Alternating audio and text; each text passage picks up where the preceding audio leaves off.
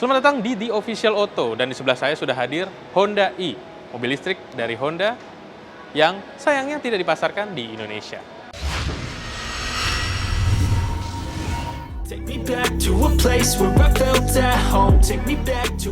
Bahasan pertama tentu kita akan membahas dari sisi eksterior Honda E ini.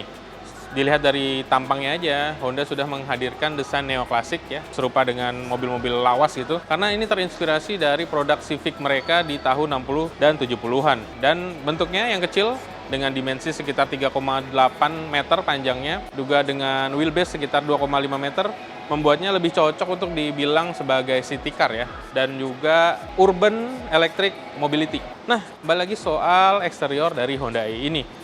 Kita melihat two-tone pewarnaannya yang membuat kesan modern juga uniknya itu terasa banget. Ini putih dan hitam di beberapa bagian yang mengesankan seperti panda ya. Kemudian yang paling menarik di mobil listrik ini tuh ada di bagian depannya. Karena Honda menggunakan desain yang membulat ya. Lampu depannya, lampu utamanya di kiri dan di kanan dengan juga DRL yang membulat. Di depannya tuh ada sensor, itu 2, 3, 4 titik, dan juga di sebelahnya ada sensor juga 2 titik untuk kemampuan mobilitas saat parkir dan sensor jarak. Jika Anda melihat bagian depan ini adalah untuk pengisian daya ya, kotak pengisian daya. Nah, ini kita buka. Dan di dalamnya ada soket untuk AC juga untuk DC, pengisian cepat gitu. Dan ini ketika nanti kita buka cupnya, dia akan terpisah. Tuh lihat, jadi di bagian cup bagian depan itu ada bolong karena ini buat pengisian daya. Dan di bawahnya kita ngelihat bagian kelistrikannya karena motor listriknya itu ada di bagian belakang. Dia penggerak roda belakang soalnya. Begitu. Soal bahasan teknis kita akan bahas selanjutnya di sesi yang lain. Sekarang kita akan lanjut ke sisi samping dari Honda ini. Ayo. Nah, bicara bagian samping dari Honda ini, kita akan mendapatkan kesan retro yang lebih kental lagi. Karena pada bagian sampingnya ini kita hanya melihat seperti frameless ya, tidak ada pintu gitu ya. Tapi sebenarnya dia menggunakan desain yang simple, yakni tipe gagang flash ya, yang dia dibuka ini. Kemudian pintunya juga udah frameless kaca doang nih. Menarik banget buat hitungan dari bagian sampingnya. Untuk pintu belakangnya terlihat seperti hilang ya. Untuk pegangannya ada di bagian pilar bagian C nih. Lihat di sini. Saya bukan penggemar dari sistem buka ini sih karena agak aneh gitu ya. Tapi ya untuk di sisi desain dia membantu banget membuat tampilan samping dari Honda ini jadi lebih menarik ya. Karena jadi terlihat seperti coupe gitu, cuman satu pintu doang di depan. Nah, bagian samping ini juga menjadi tempat kita melihat teknologi dari kamera untuk kaca spion dari Honda E ini. Dia tidak ada lagi rumah kaca di bagian samping, tapi digantikan dengan layar di bagian dalam, di kiri dan di kanan. Dan ini inovasi yang cukup menarik ya untuk kendaraan listrik.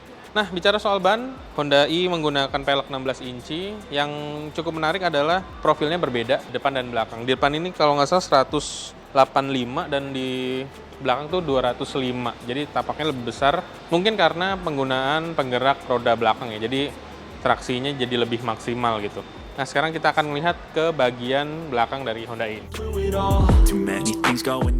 Nah, beranjak ke bagian belakang dari Honda E ini. Desain klasiknya masih terasa ya, dengan stop lampnya juga ikut bulat gini dan LED. Yang cukup menarik ya.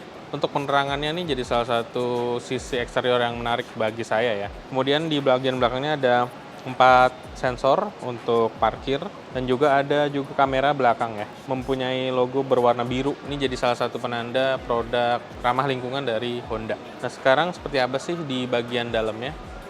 Ini ada tuasnya, tombolnya sudah elektrik tapi belum dibuka dengan motor ya, jadi masih pakai pegas.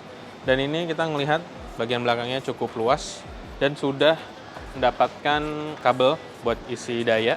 Untuk besarannya sih terhitung cukup ya untuk perpergian di dalam kota, tapi kayaknya kalau buat keluar kota untuk koper berukuran sedang pun kayaknya agak sulit ya. Nah, sekarang saya penasaran dengan bagian interior dari Honda ini. Ayo kita masuk ke bagian dalamnya.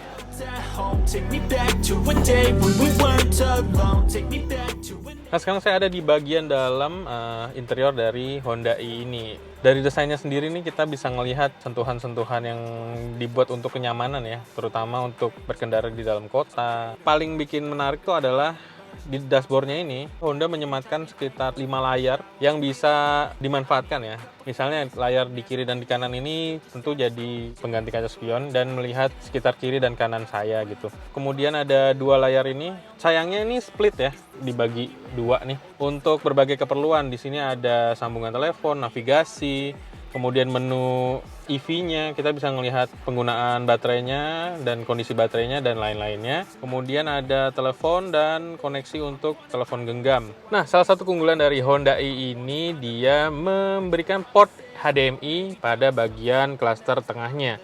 Ya, ini cukup menarik ya, karena sebenarnya pemanfaatannya itu bisa dilakukan dengan berbagai cara. Salah satunya, seperti yang sedang saya lakukan saat ini adalah, sekarang saya pakai switch, dan saya membawa konverter ya, HDMI dengan powernya. Kemudian tinggal ditancepin dan aktifkan tombol AC 230 volt ini untuk menghidupkan aliran listriknya. Tinggal kita klik ini di sini, sentuh HDMI, nanti dia tinggal nyambung deh. Dan kita bisa main di layarnya si Honda e ini. Nah, kemudian layar di depan ini jadi meter cluster ya, untuk memberitahu informasi seputar kendaraan. Utamanya sih untuk mengaktifkan Honda Sensing ya, karena di sini ada Honda Sensing nih, dan juga ada cruise control dan lain-lain. Ini bisa dilakukan dari tombol di sisi kanan sini. Untuk tombol di sisi kiri itu pengaturan layar hiburan ya, jadi ada volume dan lain-lainnya. Soal lingkar kemudinya, jadi ini cukup klasik ya, dengan tuas hanya di arah jam 3 dan jam 9, cukup nyaman digenggam, dan juga di sini ada seperti pedal shift, tapi fungsinya untuk deselerasinya dari motor. Yang menarik lain dari dashboardnya, saya sih suka nih sentuhan kayunya ini, seperti kayu ya. Juga di bagian tengah, konsol tengah, di mana ada tombol parkir, kemudian ada tombol untuk reverse, N dan D. Dan ini ada mode berkendara, juga handbrake di sini, dan brake hold. Yang menurut saya pribadi menarik juga, Honda masih menggunakan tombol fisik untuk pengaturan AC, dan ini bersyukur banget mungkin ya buat yang kesusahan untuk mencari pengaturannya di monitor. Nah, bicara soal kenyamanan yang diberikan oleh Honda i, Honda memberikan kita sunroof di sini. Kemudian untuk desain jok, dia cukup lebar dengan bahan dari fabric yang cukup nyaman, dan ini saya suka warnanya seperti denim ya, dan juga headrestnya juga cukup nyaman. Kemudian untuk sisi door trimnya, bagian di sini nih ada tweeter untuk suara, terus kemudian ada pengaturan jendela dan lain-lain. Ini menarik sih. Dan untuk bagian atas ini ada berbagai macam tombol. Utamanya nih sepertinya ada kayak telematika ya, SOS. Bagian mirrornya, electric mirror untuk melihat belakang. Nah, kemudian bicara soal kenyamanan, bagi saya yang tinggi badannya 169 cm, ini cukup nyaman ya. Dan saya sih tertariknya sama bagian dari sini nih. Tidak ada konsol di sininya. Honda memberikan cup holder sini yang cukup menarik, tinggal ditarik. Duduknya pun terasa seperti di sofa gitu ya. Ini jadi cukup nyaman gitu. Nah, sekarang saya penasaran untuk duduk di baris kedua dari Honda e ini. Ayo kita simak bareng-bareng. Nah, sekarang saya ada di baris kedua dari Honda e ini. Secara keseluruhan masih memberikan kesan yang nyaman ya. Tapi kalau soal legroom, kayaknya saya harus bilang ini agak sempit ya. Untuk saya yang berukuran tinggi badan 169 cm. Dan ini menyisakan jarak ya sekitar 10 cm gitu ya. Dan kemudian untuk sandarannya, ini terhitung masih tegak. Tapi kalau dari sisi visibilitas, ke depannya cukup nyaman ya. Jadi nggak memberikan kesan yang sempit gitu, enggak. Di belakang ini, penumpangnya bisa mendapatkan beberapa kenyamanan ya. Seperti soket untuk penyimpanan nih di depan, kemudian ini ada lampu yang bisa diakses di pilar B. Kemudian sini ada cup holder dan juga power window. Untuk headroomnya masih ada ruang ya, karena balik lagi ya, ini seperti pada pasar Kei-car di Jepang, jadi ini cukup memberikan ruang untuk bagian atas begitu. Oke. Itu aja dari impresi singkat di interior Honda i. Nah, sebelum closing, kita akan ngomongin dulu soal spesifikasi dari Honda e ini. Honda i menggunakan elektrik motor dengan menghasilkan tenaga sekitar 152 TK dan torsinya di 315 Nm. Tipe permanen magnet AC Synchronous digunakan oleh motornya dan menggerakkan roda di belakang alias rear wheel drive. Untuk transmisinya dia menggunakan one speed auto CVT dan Honda mengungkapkan bahwa kecepatan puncaknya diklaim sekitar 145 km per jam, dari 0 sampai 100 km per jam 9,5 detik. Nah, soal baterai, Honda i menggunakan baterai berkapasitas 35,5 kWh.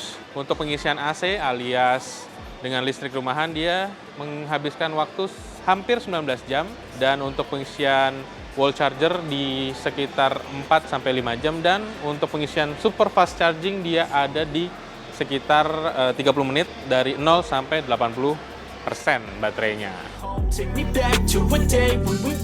Nah, itu dia tadi bahasan singkat kita soal Honda i ini. Sebenarnya saya pribadi sangat setuju dengan langkah Honda untuk tidak memasarkan Honda i ini di tanah air. Kenapa? Karena dari spesifikasinya saja ini mepet ya dengan berbagai kendaraan elektrik di tanah air saat ini. Dan kemudian untuk range-nya, si Honda i ini masih di bawah 250 km. Yang membuatnya dia agak nanggung gitu untuk memasarkan ini sebagai kendaraan listrik yang di dalam benak masyarakat Indonesia saat ini mungkin masih menginginkan jarak yang lebih jauh. Kemudian dari sisi harga, misalnya kemungkinan dia datang ke Indonesia ada di rentang 600 hingga 800 juta. Dia punya rival yang cukup kuat yakni Ioniq 5. Kalau dari sisi desain, dia sebenarnya satu level dengan Mini elektrik yang sama-sama klasik ya. Tapi balik lagi, Mini saat ini sudah ditawarkan di atas 1 miliar. Tapi balik lagi nih, untuk yang hobi atau mungkin Anda punya uang yang lebih, Honda ini jadi salah satu produk yang bisa dilirik karena beberapa fiturnya memberikan kenyamanan dan perbedaan dibanding beberapa rival-rivalnya. Itu dia tadi impresi singkat kita dengan Honda i. Dan jangan lupa untuk terus saksikan informasi terkini otomotif di Auto.com, carvaganza.com, dan zikwil.co.id. Dan sampai jumpa di video-video mengenai otomotif lainnya berikutnya.